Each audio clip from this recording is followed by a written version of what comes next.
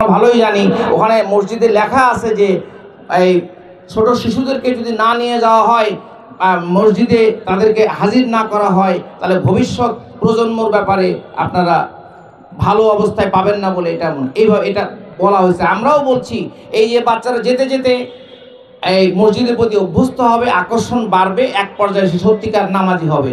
অনেক দেশে এরকম আছে, অনেক জায়গায় আছে যে মসজিদের পাশে খেলার পার্ক আছে, বাচ্চারা মসজিদে যাবে, খেলতে খেলতে আবার আসবে, আবার খেলবে। এই ব্যাপারটা আমরা যদি এখানেও বোধহয় পারা যাবে যেখানে যেখানে আছে। আর এটাই আমার কথা, বাচ্চারা সুন্দর জীবন গড়বে। আর মসজিদের আবাদের কথা আমি আবার বলতে চাই, অনেক মসজিদে ফিমেলদের, মহিলাদের নামাজের ব্যবস্থা নাই, সেটা যেন থাকে।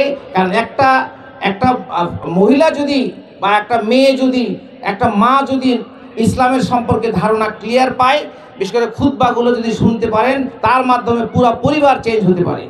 আমি আশা করি এটা করবেন আপনারা।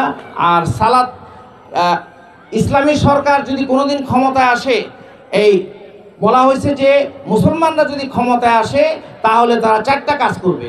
প্রথম কাজ করবে মানুষের চরিত্র গঠন, এই চরিত্র গঠনের মূল প্রোগ্রাম হলো সালাত। তারপরে বাকি কাজ 4টা করবে। অর্থনৈতিক অবস্থা মানুষের ভালো করার চেষ্টা করবে, ভালো কাজের আদেশ দিবে, খারাপ কাজে বাধা দিবে। বাংলাদেশে আজকে একটা জিনিসের খুবই অভাব, সেটা হলো ভালো মানুষের অভাব, আল্লাহ ভীরু মানুষের অভাব। এটা আমাদের করতে হবে, আমরা এটা করি। ঠিক আছে, আসসালামু আলাইকুম রহমতুল্লাহ।